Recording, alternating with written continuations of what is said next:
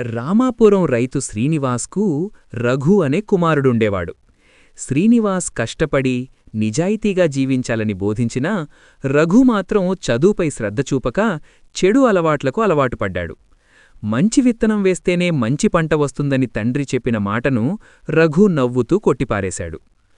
కొంతకాలం తర్వాత రఘు పట్టణానికి వెళ్ళి ఉద్యోగం పేరుతో తప్పుడు పనుల్లో డబ్బు సంపాదించడం మొదలుపెట్టాడు.